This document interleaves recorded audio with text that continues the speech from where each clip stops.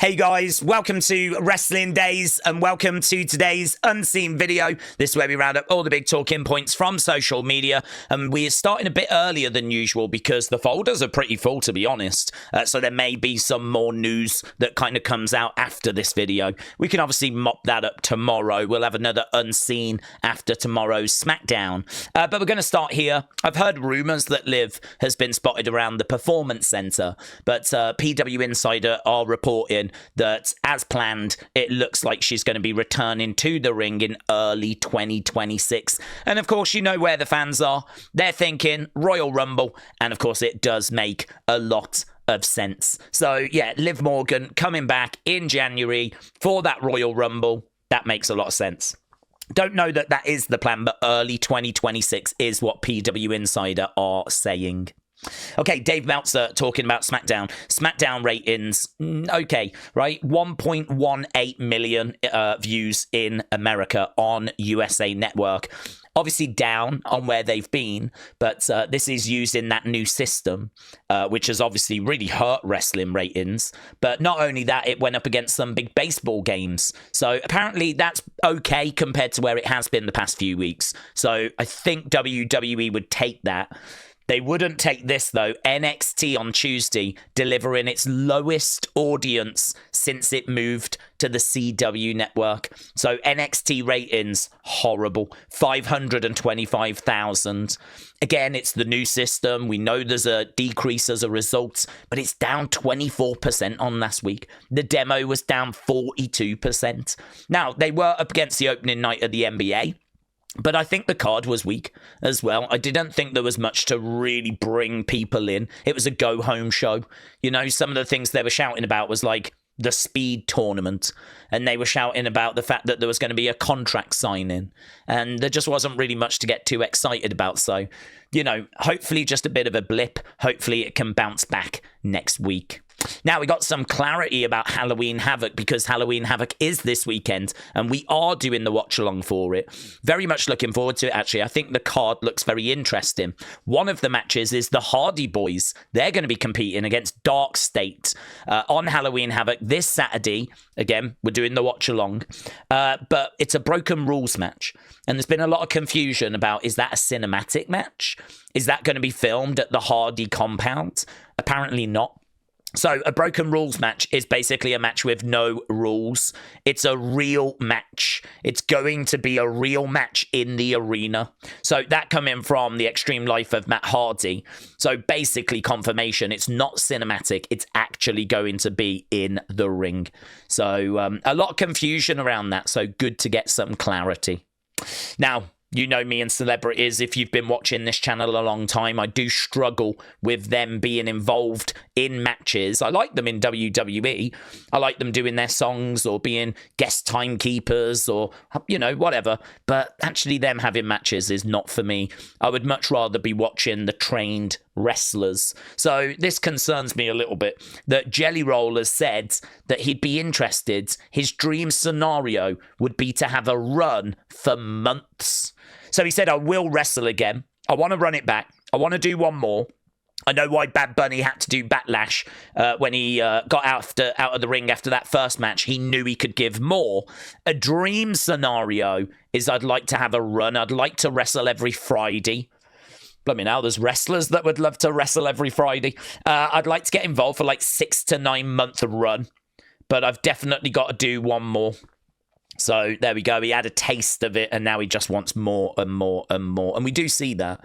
I mean, when celebrities do have a match, it's hard for them to stay away. I think it is true that when you perform in front of a wrestling crowd and they're going crazy and you're doing these big spots and your heart's racing, like I think it is hard for other things to compare to like the exhilaration of actually being a wrestler. But these people aren't wrestlers. They're just stepping into this world, you know? I would say leave it to the professionals, personally. But I'm sure there are some jelly heads out there that would be very excited to see him have a run. He's also teasing that Post Malone might be coming in. He says, I don't know if he'll get in the ring, but I can tell you he took it personal. Post doesn't take much personal, but he's texted me about 10 times saying F that Seth Rollins guy. Post is the nicest, never says nothing bad about anyone. But he, when Seth talks shiz about him, Post was like, dude, you're being mean to me. Hell of a promo. Dude, you're being mean to me. F you. So potentially we might be getting Post stepping in the ring as well. Right, moving away from celebrities, let's have a look here at Titus, because Titus has really gone into the whole Saudi Arabia thing. He's gone into it in a lot of detail as well. Now, when I saw this, I was like, damn, has he gone off on Saudi Arabia? Like, I don't know what's happening with Titus. I don't know if he's still with WWE. So it's like, wow, this is a lot, isn't it? So I read it and I was like, wow, there's a lot to think about there, right? Very thought-provoking. I personally don't agree with all of these comments, but I do think they're very thought-provoking. So I thought it would be worth just reading, and then you can make your own minds up. So Titus said, I can say this because I've been to Saudi Arabia several times now. I feel safer in Saudi Arabia than I do in most places, or a lot of places, in the United States. I think the United States, we've got a mindset that we're the greatest country in the world, and we are a great country, but people don't move to the United States because we're the greatest country in the world. They move because we have the greatest amount of opportunity. I think that the biggest difference between places like overseas in Japan, Saudi Arabia, Middle East, all of those places, and the US are morals and convictions. They actually live by theirs, whether you like them or not. They're going to pray 5 times a day. They're going to stop during the day, and they're going to do their thing no matter what, and who likes it and who don't like it. You don't hear about mass shootings in Saudi Arabia. You don't hear about mass shootings in China. You don't hear about mass shootings in Japan. I mean, all I would say is these places have different issues, right? Just because you don't hear about mass shootings doesn't mean that they are havens, right? Obviously, there are other human rights concerns. That would be like my pushback, if you will. Like in my hotel room, it was 1 o'clock in the morning. I saw kids running around on the beach. Kids. So I got up the next morning. I asked my driver, are you guys not worried about some of the kids getting like sexually assaulted or beaten or brutalized or kidnapped or whatever? And he said no, because it's an automatic death sentence. And I was like, so kids are safe over there, but kids are not safe in the US? My perspective of us going to Saudi Arabia for WWE is it's business, but it's also changing cultures. When we first went over there, women were just now getting introduced to being able to drive. Things are changing over there. And so many people have the mindset that in America, it's like if someone talks about race, well, that was so long ago. Well, it actually wasn't. It's 2025 now, 60s, 70s, 80s, sometimes even up to the present day. We still have systemic issues with the racism. I'd rather go as a performer where I'm going to be celebrated, not tolerated, and it's going to be a first-class experience for everybody that chooses to come to the show. I really respect him, actually, for going, hey, here's how I feel. Do you know what I mean? And, like, not beating around the bush. First and foremost, most of the people that are complaining about the show being over there would never book a ticket to go there anyway. If you watch the show on TV, it's going to be a spectacle. Saudi Arabia does nothing small, and WWE does nothing small. So get ready for a hell of a show and a hell of an experience on a global stage that's going to show everyone why this business, and particularly TKO and WWE, do it better than anyone in the world. I wonder if that is like a rah-rah speech. I wonder if like that is him just really trying to be a company guy. I mean, if he was not employed by WWE, and I'm still confused as to whether he is or isn't, I wonder if there would actually be a different answer here, or if this is how he genuinely feels. But I read that and I was like, wow, that is so detailed. That is so in-depth. That is the biggest kind of answer I've seen from a wrestler on the subject of Saudi Arabia that I didn't really want to leave that out. It went on a long time, I appreciate, but lots to digest there, right? So that was the WWE folder. Let's have a look at other, shall we? See what we've got in here. So, wrestling's biggest fan, thank you. Yeah, this was pretty crazy, but nothing came of it.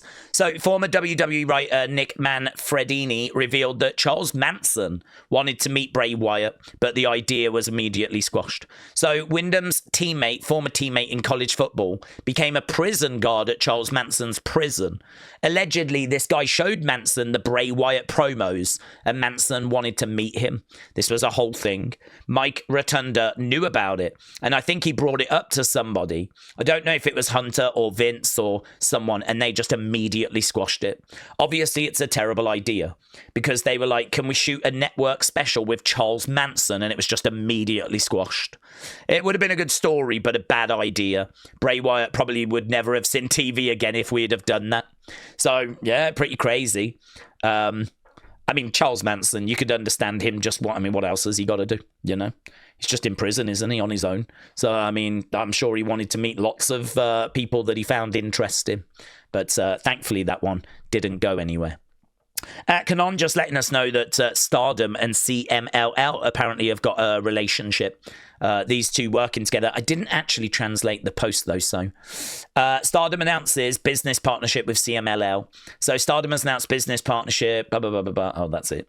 And then details in there. So, I mean, look, I'd imagine it just means that they're going to be sending talent to each other. Obviously, Stardom is a female promotion, so this is more for females going back and forth. But it's great because Stardom's in Japan, CMLL is in Mexico.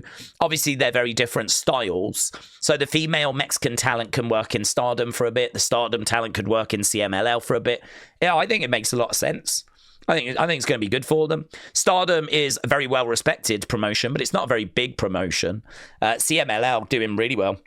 I keep hearing about how they're just like breaking records and all this kind of stuff for their shows. So I think they're in a really good place. And they've got a relationship, of course, with AEW. So I think AEW have got a relationship with Stardom as well. So Stardom, CMLL, AEW, kind of and New Japan as well, kind of all working together.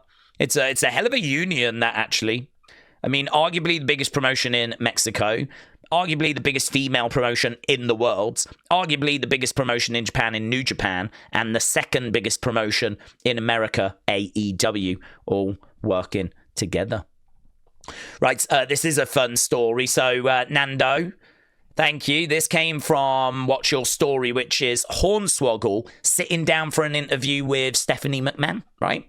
So Hornswoggle recalls bullying Big E to his breaking point. He said, I bullied Big E a lot. I always bullied Big E. I wasn't bullied growing up, and I'm very thankful for that. And I wasn't bullied in WWE. It's probably because people didn't want to mess with Fit Finlay. So I was like the closet bully at times. With Big E, I would be like poking and prodding him. He actually sent a text to Xavier and Kofi. He said, I don't know if I can put up with Dylan Hornswoggle anymore. He just keeps bullying me. He won't stop. And they were finally like, just put him in his place. So we were walking into a building, and I was bullying him that day. And he was walked in behind me, and he booted me from the backpack. And boom, as Kofi describes it, I Superman. So he must have gone absolutely flying in the air. And I land right on my face. And then my backpack hit. He didn't even say a thing. I literally got up. I looked at Kofi, and I said, was that the breaking point? And Kofi goes, yeah, I think that was the breaking point. And I literally walked up to Big E and I said, I deserve that. And he went, oh, yeah, you did. How about that? So Hornswoggle going around bullying people, picked on Big E, pushed him to his breaking point, and Big E actually responded and lashed back out. Oh, what a story. The rest of that is going to be on the Stephanie McMahon podcast, like all the rest of the stories and the interview. So definitely check that out, because if the rest of it is as fun as that, I bet that's a really good watch. A really good watch. Talking of Titus, again, this guy does not give short answers. He's just talking about his current role, and I'm still really confused as to what that kind of current role is. He said, for me, having that title as global ambassador, it was more at a time where we were getting ready for WrestleMania and I was going to host alongside Hogan. Vince didn't want to just have me out there as just a superstar. He wanted me to personify what he felt I represented. So it seems like this global ambassador title was given to Titus so that he didn't go out at WrestleMania just as WWE superstar. Which is crazy. I always thought it was a proper position that he'd been elevated to, but it seems like it might have been just given to him really for Mania. He said, moving past Mania 37 in Tampa to the present, I'm really just kind of being myself, helping with the Community Champion Showcase, where we highlight different organizations in various cities around our PLEs. Superstars go in, they present checks and custom titles to these organizations that don't necessarily always get the big checks. So it seems like he is still doing a lot of that kind of charity work. Whether he's still got the Global Ambassador title, I'm not sure. Whether he's still employed by WWE or whether he's kind of doing this off his own back, I'm not sure. I would imagine probably still employed by WWE, which might explain why he was so positive about Saudi Arabia getting WrestleMania. So, yeah, interesting. There was, again, quite a bit in there that I thought was interesting. This is the last thing in the other folder. So Goldberg says WWE had some girl surpass his winning streak on purpose, and there has been people going, really, some girl. That's how you're going to talk about Asuka, as some girl. So yeah, that has kind of caused a bit of a backlash. Bret Hart was actually trending because people were like, I'm so sorry, Bret, that I ever doubted you. Goldberg really is scum. Because people just were really upset that he'd referred to Asuka as some girl. I don't think he even knows really who Asuka is. I very much doubt he watches the current product. So I don't know that it was intentional disrespect, but certainly the internet took it that way. Okay, Papa XCI, let's go into the fun folder. Let's have a look at this, shall we? So here we've actually got, I'm going to take the sound down because it's got a copyright song in it. So here's Ariana Grace. She said, trying to cheer up my man after he lost his X Division title match. So there's Stax in the shower. Ariana Grace is like, hey, do you want to stream? And he's like, no. Hey, do you want some wine and candy? No. Hey. Okay. Do you know Santino saw this? Santino Marella is Ariana Grace's dad. He just left a thumbs down emoji. I don't think he was very impressed with this at all, right? I don't think he was very impressed at all. But I thought that was very good. I thought that was very fun. Okay, there are some Christmas jumpers that are now available. Penta, Liv Morgan, CM Punk, Jay, I can't even see that one. Jacob. Oh, well, they're all there. So there we go. WWE Shop now selling Christmas sweaters. They do this every year, but it's fun to have a look and see what this year's designs look like. Talking of merch, that is the Survivor Series John Cena merch for San Diego. Looks pretty good. There we go. So get used to seeing a lot of them in the crowd.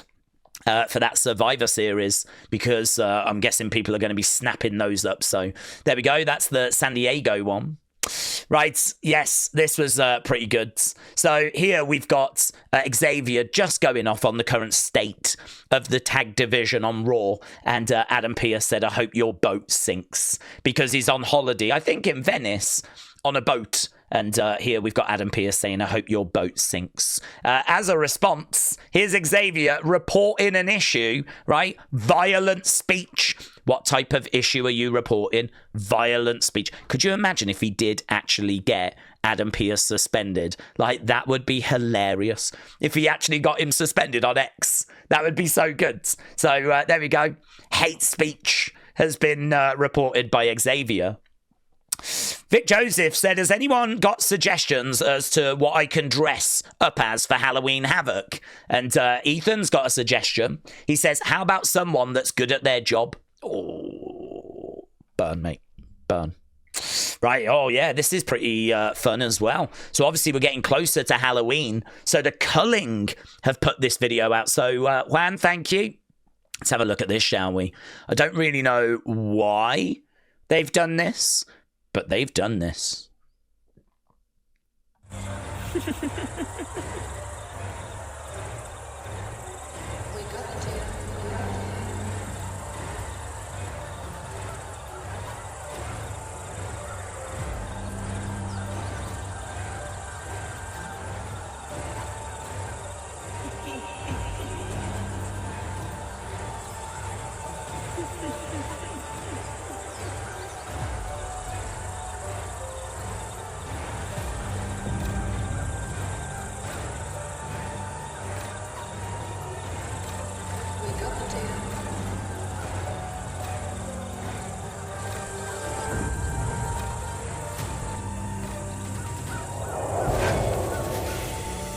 It's so good.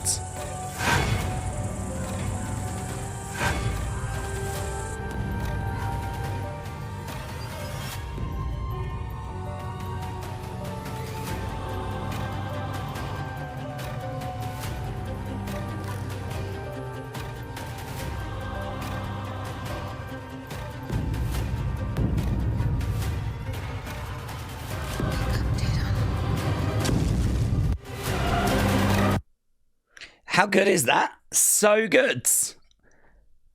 So, I mean, what I would say is, I don't know if there's anything at the end. It runs for like another 6 seconds. Dramatic music by the looks of it. So, I don't think that's where the groups move into. I think they're just doing it for like Halloween Havoc, obviously that time of year. But I mean, I was looking at that and I was like, damn. I mean, that's the kind of thing the Wyatt Six should be doing. That's the kind of thing the Wyatt family used to do.